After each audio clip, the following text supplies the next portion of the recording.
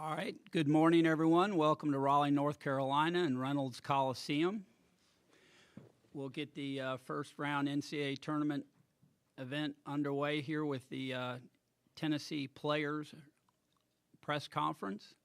I'd like to remind everyone, number one, to please turn off your phones.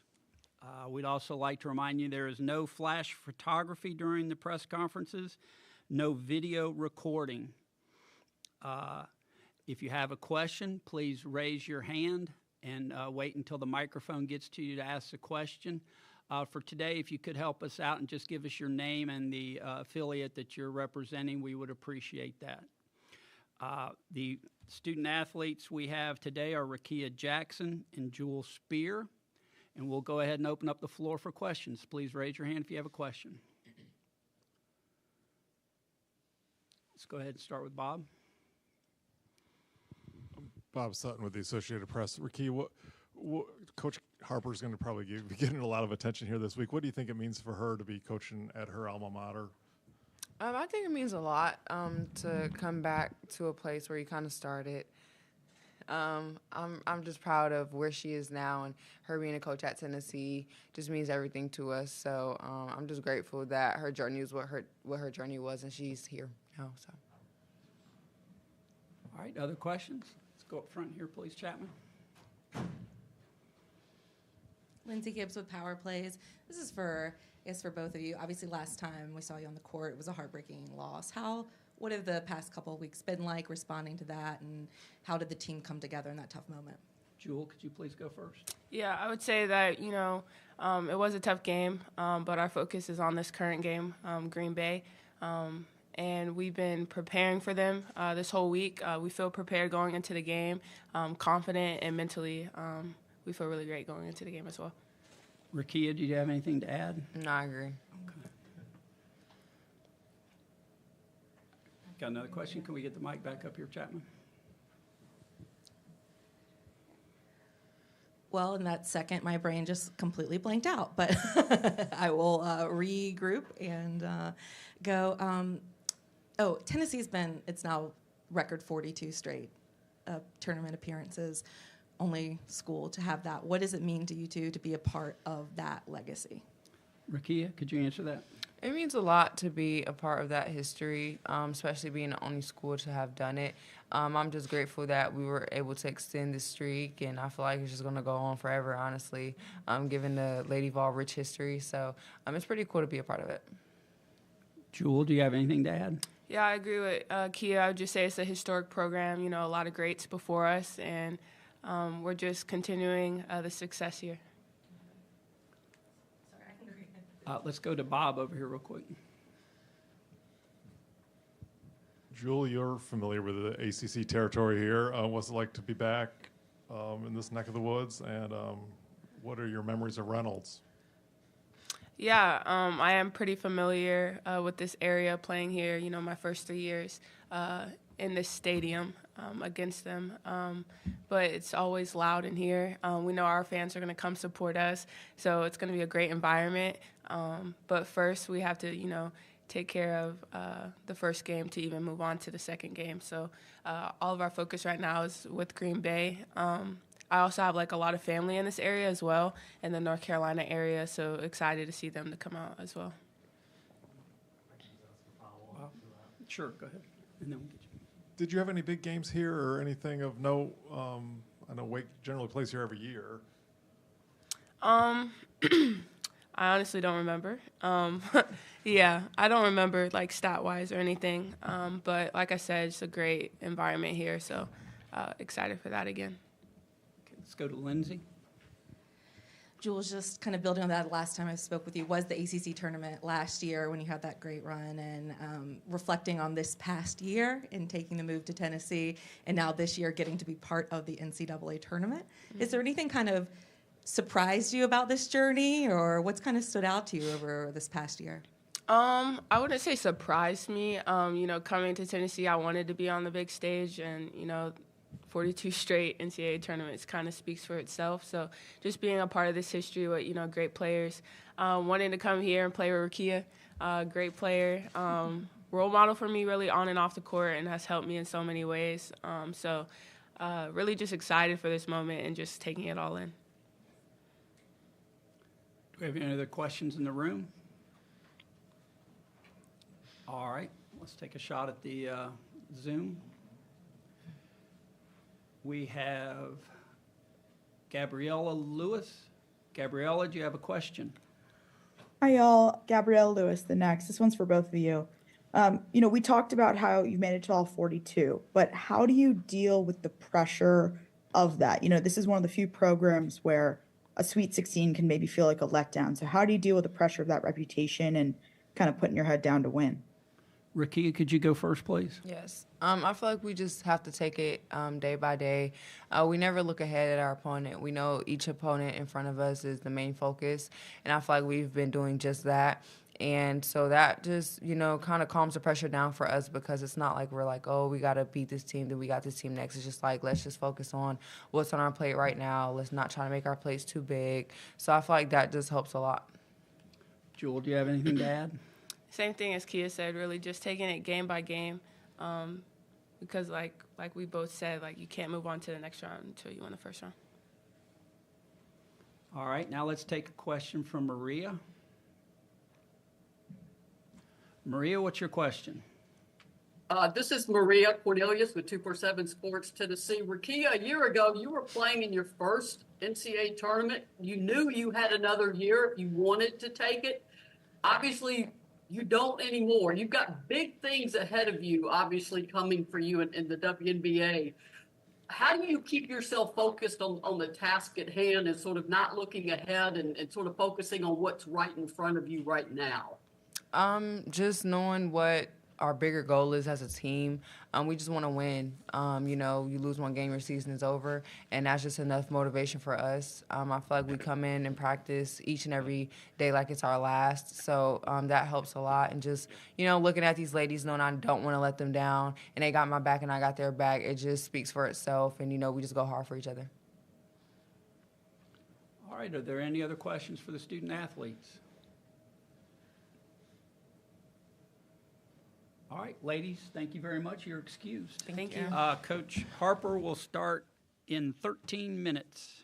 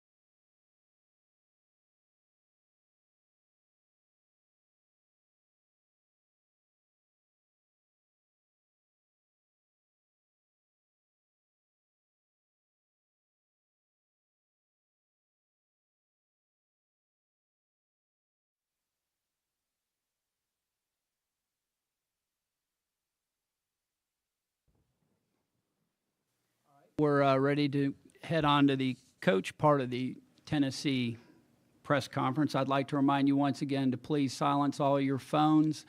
No flash photography, no videoing allowed. If you have a question, please raise your hand and wait until we get the microphone to you.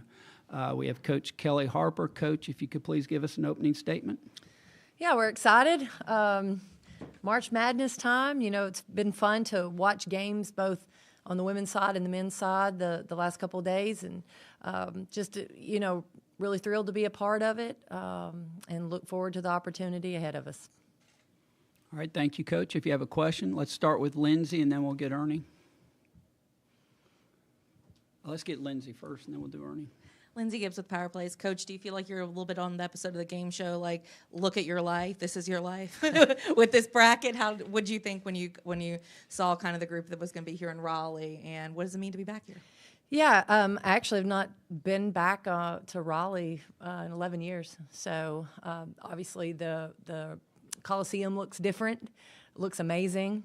You know, just being back just brings back a lot of memories, a lot of great people, so some really good times. So that's always fun. We knew numerically that it was a possibility prior to the selection show, but you know, it's NCAA tournament. It's just part of the excitement. You know, traveling and going back, going somewhere new. It's always fun. All right, Ernie. Hey, Wolfpack Sports Radio, welcome back. Part of my question was the question she asked, but you know, coming back into Reynolds Coliseum, you led the Wolfpack women's program for a number of years. What did you think about the seating? What did you like? Did you like? Is this the place I wanted to come back to, or whatever? I asked you a question. I don't know that any coach. I'm not sure that there's any coach that's ever going to sit at a press conference and say, "I like our draw." You know? No coach is ever going to say that. You know, we know we've got a tough opponent in Wisconsin, Green Bay, and you know we know we're in an exciting Coliseum here at Reynolds. I know there'll be fans in the stands, and you know, we hope several of them have on orange, but it should be a great environment and great basketball. Chet, let's go on the edge there. After the All-American teams came out this week, Jasmine Powell had posted that Rickea Jackson is your guys' Michael Jordan. I just wondered if I get your thoughts on that. Yeah, you know, I get it. Everybody has their opinion. Our opinion is she's an All-American. I mean, I think she's one of the 10 best players in the country. I do. But you know, she's got a pretty level head. She gets it, and you know, we're proud of her and who she is and what she's done for us. Any other? Let's go right back there, and then we'll get Bob, and then we'll do Lindsay. Let's get, yeah, there you go. Just with the ups and downs of the season, what do you feel like this team has learned about handling the emotions of, you know, the game and what a potential tournament run with, you know, such high highs and maybe low lows? Like, what do you think that they've learned about handling the emotion of this game that will help them with this tournament? Yeah, I think we've had adversity, and I think we've handled it at times. And I think that at times we did not handle it as well as we wanted to, and I think we grew. I think there was a lot of growth during our season. I think our team has stayed pretty steady, and I think that's been one of our strengths. You know, I think we do keep our emotions in check pretty well in our last, you know, month or so of games, and I think that's helped us because I tell you what, it's, you know, there's been a lot of big games, a lot of high emotion in those games, and I think us being able to stay consistent and stay steady has been good for our team. Let's get Bob here. Bob Sutton with the Associated Press. When you were a player at Tennessee, did you ever envision that you'd be coaching the team, or was that ever a goal of yours? No.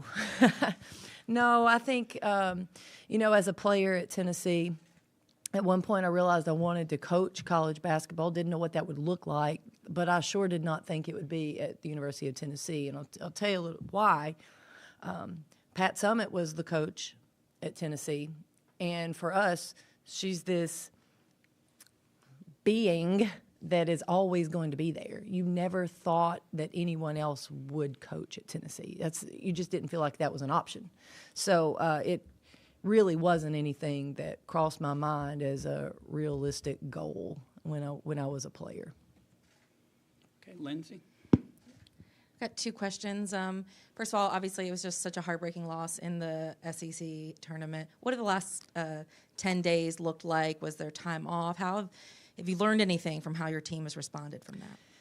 Yeah, we had some time off. It was excruciating loss. I mean, it was very heartbreaking the way that the game was played out and finished. So it was pretty difficult for each player and staff member, to be honest with you, to recover. But we had some time off, and I think it was really good for us. Also corresponded with their spring break, so they really were able to rest, recuperate, and we got back in the gym, and I thought they had really good energy. I thought they had really good focus, and had really good bounce back. And then after the draw, we've been a little bit more specific in our practices on who we're focusing on now. And I've liked how they came to practice each day, and I like their focus and their putting their energy towards this game. And now just looking ahead to the game, were you familiar with Green Bay at all and their program, and what are you expecting tomorrow? I've actually been kind of a fan of Green Bay the last several years. I've been able to watch them multiple times, except for this year. This is the one year I didn't get to watch them play throughout the season, but very familiar with their style of play, their brand of basketball, and how well they play together on the court, and how tough they are. So I've always enjoyed watching them play, and I understand what we're facing. It's a really tough team, a team that executes at an elite level. You can pull up stats and see that. And we know that it's a team that knows how to win. I think that's also a big statement about that basketball club. Okay, so we're going to go here, and then we'll go one behind, and then we'll get you. Peter Katrumpis, Triangle Sports Network. Welcome back, Kelly. Obviously, you and Wes have a lot of connections as coaches, not only at major level programs, but those mid-majors. So teams like Chattanooga, Tennessee, and Green Bay's, the Southwest Missouris, et cetera. How much of it do you go into the mindset differently as a coach, or you have different expectations or challenges with entering the tournament? Coaching those level of teams. Yeah, I think there's a different feel. I think there's a different vibe. When you come in, I know from my time with Wes at Chattanooga and then at Western Carolina and at Missouri State, you go in this tournament, it's me against the world, it's us against the world, and it's you feel like you have a chip on your shoulder when you walk into the tournament, and I think you're just out to prove that you're just as good and that you can do this, and the world needs to respect you as well. So all those feelings and all those emotions, I've been there. I know exactly what those teams feel when they step out on the court. Stay on the outside there. Yesterday, Sarah used the word determined to talk about this team just since the SEC tournament. Have you seen a maybe deeper level of that in the response from the SEC tournament and going into this? Yeah, I think, like I said, I think our level of focus has been really good. I think they have been on top of things. Just me even observing body language in our film sessions. They're pretty locked in. And as a coach, you hope that translates to the game when it's time to play, because they really have done everything right this week. Chapman, let's go to the green gentleman. There we go. Hey, Coach. Welcome back. Ethan McDowell from the Wolfpacker. I was just wondering if there's any fond memories that stick out from your time at NC State. Yeah, I was trying to figure out where my office used to be located. I think it was right over here. I think getting here, it's when you start remembering some of those things, and just some of the. It's not the big moments. It's all those little moments you start remembering, like. There's a stairwell over there that's about as hot as anywhere in Raleigh. and I walk by and I'm like, oh, that's it. That's that stairwell. So it's just the little moments. But I think the people, there's still several people around that I've seen and just some very genuine, great human beings that I got to spend some time with here. So that's some fond memories. Let's get Bob, and then we'll go there. Yeah, I just kind of wanted to ask a similar question, but you mentioned earlier about the changes here at the Coliseum, and obviously you haven't been in a game day yet under the new look, but what did impress, what struck you when you saw the changes? Yeah, I had seen the plans, and I'd seen photographs, but I had not actually seen the court and how it's been rearranged. I think it looks great. I think that's the first thing you walk in, and there is an impressive quality to the new design, and I think it's the one of the I think goals was to squeeze it down and make it louder and more, and that's everything I've heard, that's going to be loud, and I know that's exciting. But I think the modern twist to Reynolds Coliseum is pretty cool, and how it looks, especially in those end zones. I think they look great. And just even down underneath in the lower level, just everything has been modernized, and it looks cleaner and sleeker.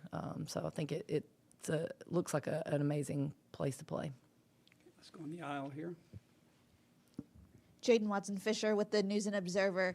Obviously a lot of emotions, a lot of memories. As a coach, how do you kind of embrace that, the reminiscing, while also kind of compartmentalizing it so you can focus on the game that you have? Yeah, obviously it's fun to walk in and see these things, but when it's time to go out here and practice, or when it's time to go out here and play, we're locked in. I don't think it's anything that I personally have to worry about, in terms of emotions.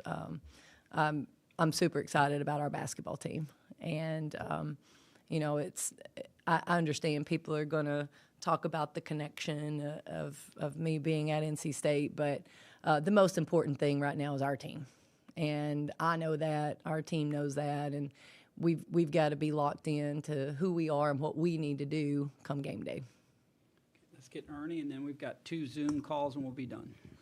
Jewel Spears, she played a lot, in the ACC transfer.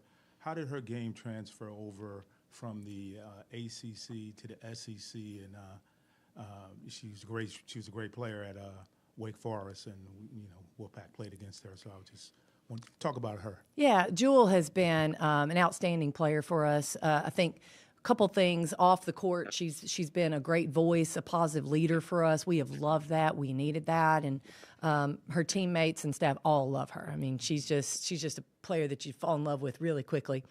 Basketball-wise, it took her some time this season to get comfortable with our system, how we were playing, and what she needed to do at this level.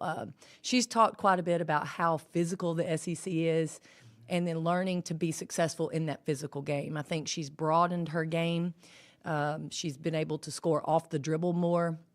Her defense has improved, and her ability to rebound has improved. We needed all of those things for her to be her best, and I think she definitely was playing some great basketball late in the season, and I think that's just her confidence and comfort level with who she is on our team. And it's understandable. She played in a system for 3 years, and it was a very specific system, and then now you go to a new system and you're learning and finding your fit. But she is a super talented player, and we are so excited she's in Orange. All right, we're going to take 2 Zoom calls. If we can start with Gabriella Lewis. Hi, Coach. Gabriella from the Next. This is your 42nd straight NCAA tournament appearance. What's that mean? But then also, how do you handle the pressure? This is one of the few programs in the country where you make a Sweet 16, and it can sometimes feel like a letdown. So how do you deal with both? Well, one, we're excited to keep that streak going, and I see so many great teams, great programs that on a given year may not be in the NCAA tournament. So you don't ever want to take it for granted. I think it's easy for Tennessee or Tennessee fans or folks connected there to take it for granted because you've been there every year. But it's a big deal. It's a big deal to be in the NCAA tournament. And then in terms of the pressure of it, I think for us just staying in the moment is the most important thing. And, our players get it. You come to Tennessee, our coaches get it. You come to Tennessee, it's just different. The expectations are extremely high each and every year. And there can be pressure there, but it's also what makes Tennessee special and unique. There's support at an elite level for our program. And our players come here because they want that. They want to achieve all those expectations. And but on the flip side, you got to be able to handle it when it doesn't go that way. And I think, staying true to who we are, and like I said, really focusing on the present, enjoying each moment as we go. I think those type things help. Okay, one last question. We'll go back to Zoom for Maria Cornelius. Hello, Coach. Maria Cornelius, 247 Sports, Tennessee. Kelly, earlier in this season, you were questioning or wondering how tough this team was. They answered that question to close out February and, of course, in March. Physically, skill-wise, you can get better in practice. To mentally get tough, that is a different process. How was this team able to evolve from a team you wondered how tough they were to a team who showed you how tough they were? Well, Maria, they heard it from me a lot throughout the season. We knew we had to grow there, and you're right, a lot of that's the mental growth. And I think the biggest thing is this team, the individuals wanted to do it. Like, they wanted to give us everything they had. They wanted to do what we were asking them to do. I think some of them had to learn what that looked like. So film sessions, repeating drills in practice, that it wasn't always about the execution. It was about winning the loose ball. It was about teaching them what toughness was and what it needed to look like. And it's not just the physical, it's the mental. Actually, more so, it's the mental. And the growth there that our team had from November to February was fantastic. And they need to be proud of that. I know I'm proud of them for that growth. That's not easy to do. Like you said, you can get better a lot of times with your execution, but in terms of just who you are on the court, that's not always easy. And I'm proud of our team. All right, Coach, that's all the time we have. Thank you very much. All right. Good luck tomorrow. Thank you, guys. The next press conference.